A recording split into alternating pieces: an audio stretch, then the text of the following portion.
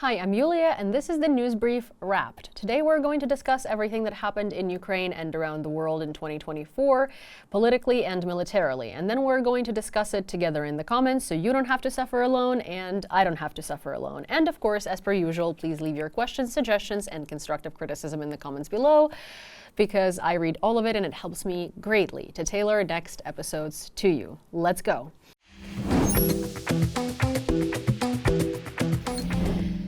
Well, today is January 2nd, and the year started with a bang, and I mean a literal bang. A Tesla Cybertruck has blown up in, I believe, Las Vegas in front of a Trump Tower, and if that gives you the direction this year is going in, then boy, are we in for a surprise. Also on April 14th, 2024, Reuters predicted that Ukraine might face a military defeat in 2024, almost definitely. Well, that didn't happen, so I'm sorry, Reuters. Maybe your fortune tellers need to find a new job. In any case, here is what did happen. The first intercontinental ballistic missile launch was recorded in Ukraine. On November 21st, 2024, the Russian military fired the Oreshnik intercontinental ballistic missile at Ukraine for the first time during the entire war. Of course, they were saying later that it's a mid-range missile, but in reality, it was an intercontinental ballistic missile capable of nuclear power that was launched at Ukraine just with an adjusted range. So, same thing. This attack, according to analysts at the Defense Express military intelligence portal, was a demonstration of the possibility of a nuclear strike. According to the Russian Ministry of Defense, the strike was carried out on the Dnipro, namely the Pivdenmash plant, which is a leading Ukrainian enterprise for the production of rocket and space technology. In total, the Russian military fired about 12,553 different means of destruction in Ukraine this year, from ballistic missiles to UAVs and cruise missiles, according to the Air Force Command from Facebook and Telegram. However, this is, of course, without the weapons used on the contact line. We're talking about more distant missiles aimed at civilians. Lost and captured settlements. The advance of Russian troops during 2024 has accelerated, and the front line is less stable than ever since the beginning of the large-scale war. The British Ministry of Defense reported on November 21st, citing intelligence data. Radio Liberty compared data from the analytical center Deep State, close to the Ministry of Defense of Ukraine, for December 2023 and 2024. The map shows that Russian troops have managed to advance in eastern Ukraine this year.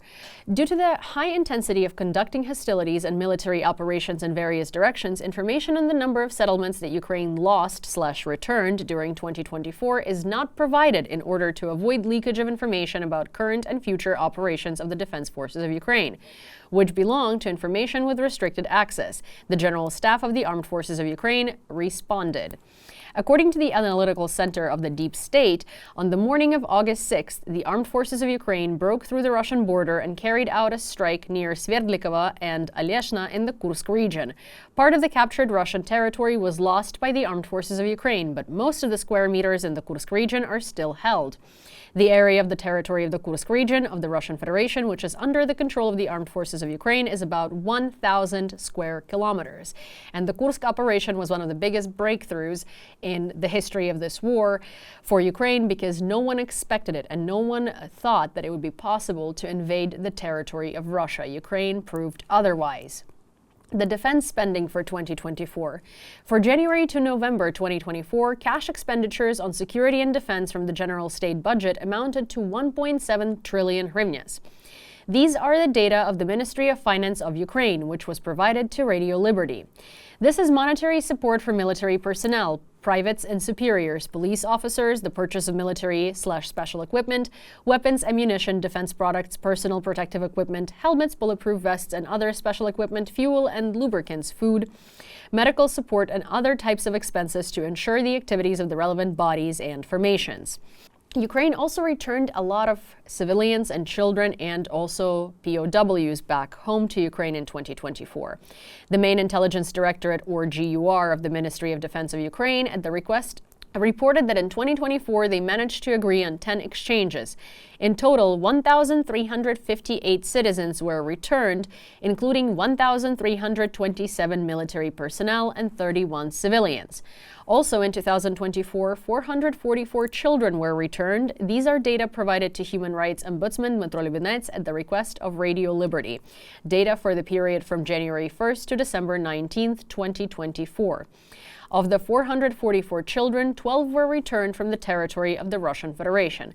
Also this year, Russia started again changing some Azov POWs, which are POWs that Russia continuously doesn't exchange, specifically for ideological and political reasons, in order to create that image of, the Nazi unit of Ukraine. They have a special hatred for Azov. However, they did return some, but a very, very, very low number. It's not in the thousands, it's not in the hundreds, it is in the tens.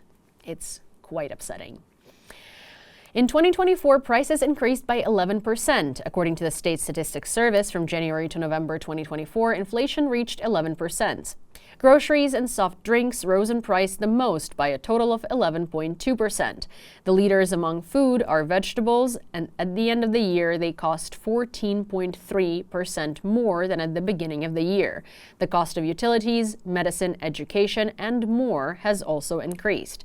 And that's what happens when you're in a state of full-scale war, unfortunately. But not everything is bad, and Ukraine had some sporting victories that are very worth remembering and very worth pointing out. This year was marked by a new record for Ukrainian athlete Yaroslava Moguchych. She jumped to a height of 2.10 meters. Before that, the record could not be broken for 37 years. Ukrainian boxer Alexander Usyk defeated Tyson Fury twice, first in May and then during the rematch, which took place in Riyadh in Saudi Arabia on the night of December 22nd, and he became the world heavyweight champion according to the WBC, WBA, and WBO titles, which is a very, very big deal. He's the undefeated absolute champion of the world. In 2024, the national teams of Ukraine won 1,927 awards, including 649 gold, 578 silver, and 189 bronze medals. In non-Olympic sports competitions, Ukrainians won 5,740 awards. I do want to point out that our Olympic team is significantly smaller than it usually is, so winning all of these awards is a huge accomplishment, also because our athletes often have their gyms destroyed, or sometimes they can't make it to competitions because they're no longer with us because Russia killed them. And there are so many challenges that these athletes face that athletes in other countries don't. National teams in sports with disabilities have won 994 awards, including 377 gold, 319 silver, and 298 bronze medals. The athletes also participated in the 20th Winter Deaflympic Games in Turkey. They won a total of 19 awards. They participated in the Summer Paralympic Games in Paris, where they won 82 awards. And another big thing, major thing that happened in Ukraine that I hope is going to spread worldwide is boom in demand for theaters. According to the theater's press service, the demand for performances has increased by 150% at the Franco National Theatre in Kyiv since the beginning of 2024. During this year, the audience bought 250,000 tickets for performances of this theater and another 30,000 tickets for their performances in other theaters. Tickets for the performances are sold out a few months before the event, and the fastest sale is for the performance Konotop Witch, 800 tickets for which were sold out in about 10 minutes, the theater's press service added in response to questions. Actually, The Witch of Konotop is a play from Ukraine, a very, very fantastic one that is going to make its debut in Europe. So we are reaching the international stage, and it's very important and very big news because you know about the Russian theater, about the Russian ballet, about the great Russian culture, but no one ever really talks about the great Ukrainian culture and great Ukrainian composers, Mykola Leontovich, Wink Wink, and Shchedrik, that is known to you as Carol of the Bells, instead. And it's fantastic that we are now sharing our cultural heritage with the world, and it's amazing. Now we're going to move on to the Wrapped Worldwide, and I'm going to talk about it from a political perspective, obviously not so much military or cultural perspective, but we're going to talk about the Pew Research Center's article, which summarized global elections in 2024 and what we learned in the year of political disruption. This is what it's being dubbed by the Pew Research Center because, well, it undoubtedly was. 2024 was a very tough year for incumbents. What does that mean? In one of the year's highest-profile elections, Democrats in the United States lost the presidency, with Donald Trump, the Republican former president, defeating Vice President Kamala Harris. Republicans also won majorities in both houses of Congress. It was the third straight U.S. presidential election in which the incumbent party lost, and it was one of the many notable losses for the incumbents around the world in 2024. In the United Kingdom, unlike in the U.S., political power swung to the left. The Labour Party won an overwhelming parliamentary majority, bringing 14 years of Conservative Party rule to an end. The most dramatic defeat for a long-time incumbent party may have occurred in the southern African nation of Botswana, where the Botswana Democratic Party lost power to the first time in nearly 60 years. In April, South Korean voters gave the opposition Democratic Party a majority of seats in the National Assembly, in what was seen as a check on President Yoon Suk-yeol of the People Power Party. In early December, President Yoon imposed martial law and accused Democratic Party leaders of anti-state activities. The National Assembly quickly reversed Yoon's decision, voting unanimously to lift martial law. Opposition parties of various ideological stripes won power in a diverse set of nations, including Ghana, Panama, Portugal, and Uruguay. In South Africa, incumbent parties held on to power but still suffered significant setbacks. The African National Congress failed to win a majority of National Assembly seats for the first time since the end of apartheid.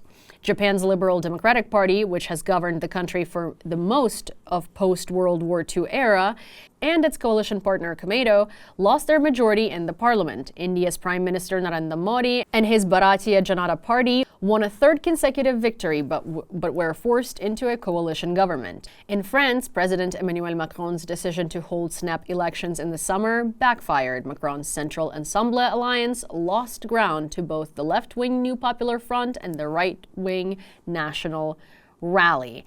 And those are some crazy challenges, to be honest. And these are some results that haven't been seen before. I think people are really voting against incumbents more than they're voting against, certain principles or certain beliefs. I think people are tired and people want change, and that's what we are seeing worldwide. However, we're also seeing the staying power of right-wing populism that is ever growing everywhere in the world. Frustrations with the political class have created opportunities for right-wing populists and other challengers to traditional parties in the political status quo. Several elections this year in Europe highlighted the trend. Right-wing populist parties, many of which campaigned on sharply anti-immigration platforms, gained ground in this year's European parliamentary elections. Parties on the left and in the center worked together to keep Marine Le Pen's right-wing populist National Party out of power in France in this year's parliamentary elections. But Le Pen's party nonetheless significantly increased the number of seats it holds in the National Assembly. In early December, National Rally voted with New Popular Front, a coalition of left-leaning parties, to end the government of conservative Michel Barnier after just 3 months. In Austria, the far-right Freedom Party won 29% of the vote in September elections, a higher share than any other party and its best ever results. 3 far-right parties had a strong showing in Romania's December parliamentary elections. Also, right-wing candidate Călin Georgescu received the most votes in the first round of the country's presidential elections. However, on December 6th, Romania's Constitutional Court annulled the first-round results after evidence emerged of substantial Russian interference through TikTok and other social media platforms. So we can't really take that one seriously, and Romania did vote for mostly pro-European leaders to be put in their government, so I would personally dismiss that one. Portugal joined the list of European nations with a significant right-wing party following Chega's success in the March elections. Reform UK won the third highest share of the vote in the United Kingdom's general election with 14%, and its leader, Nigel Farage, finally won a seat in Parliament in his 8th attempt, which Elon Musk legitimately said he wants to finance him, so we know how that might have happened.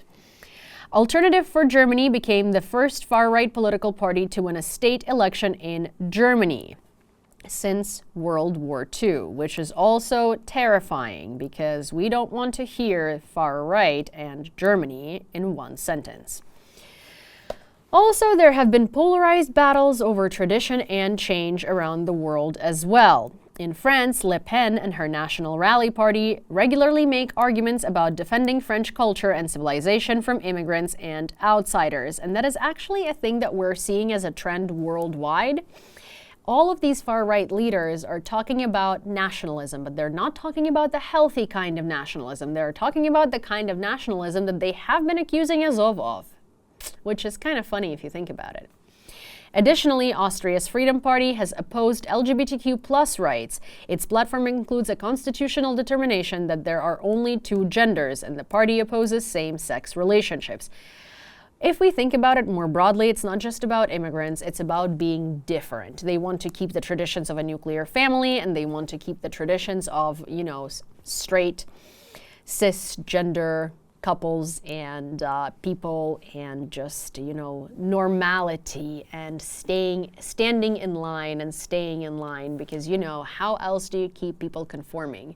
Is by making them conform to everything. Then they lose individuality and you have nations of submissive sheep. But that's just my opinion. International conflicts happened with potential implications in a lot of places. Obviously, we know of some of the biggest ones. In many nations, there are ideological divisions over how to deal with Russia's invasion of Ukraine, with support for Kyiv often lower among those on the ideological right. Of course, because they also love Russia, because Russia is the ideological right. Just days before elections in the United Kingdom, Farage, the leader of the Reform UK party, reiterated previous claims that Russia's invasion of Ukraine had been provoked. Of course, we love propaganda, don't we? By the ever-eastward expansion of NATO and the European Union. A false talking point. In France, Le Pen has been critical of EU sanctions against Russia and has called for restrictions on French aid to Ukraine. Le Pen is also literally on trial for embezzling money and taking money from Russia, so wouldn't listen to her. And she has had kind words in the past for Russian President Vladimir Putin and his policies, because again, they're friends.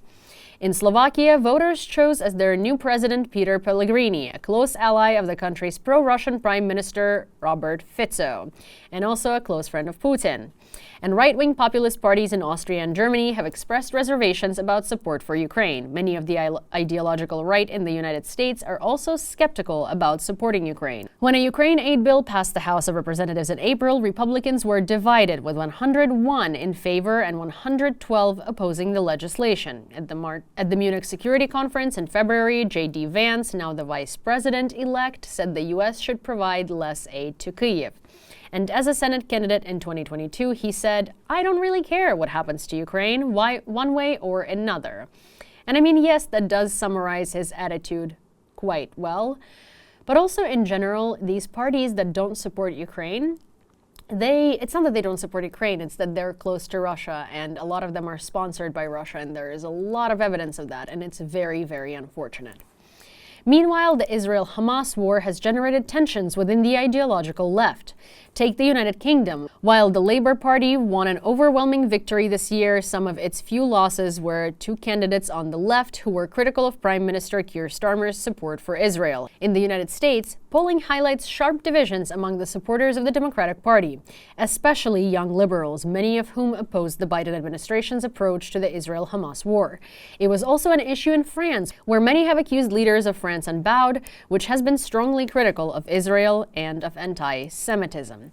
And also, of course, this year, one of the biggest events in the dictator world happened, and Bashar al-Assad was ousted from Syria and his regime fell. Now, Syria is under the control of rebels and is looking ahead, and one of the big deals about this is that, well, Putin's regime was single-handedly, with his military, helping Bashar al-Assad stay in power. And this family, the Assad family, has been terrorizing Syria and presiding over it and dictating over it for decades. It is a day that no one saw coming. Everyone wanted freedom for Syria, but no one thought that this was possible. And if this is possible, then so many more things are possible, like the victory for Ukraine. So my prediction for 2025 is it's going to be a year of change. It's a very important year, and we ought to not screw it up, to put it simply, in layman's terms. This is the time where we, the democratic world with value of human life and rights and ideas, push and crash the dictator world, or they push and crash us. Same with Ukraine and Russia. And same with, we either push them, we as the Western world and Ukraine, and they crash, or they push us and we crash. So let's make the right choices. And I will see you next time. If you enjoyed this video and want to see more news summaries or news briefs, please don't forget to follow this channel and, of course, turn on all of your notifications so you don't miss when the next episode comes out. Like this video, share it with a friend, and leave your thoughts, questions, and suggestions in the comments, because I read all of them and they help me greatly to understand what you're interested in and answer all of your questions. See you next time.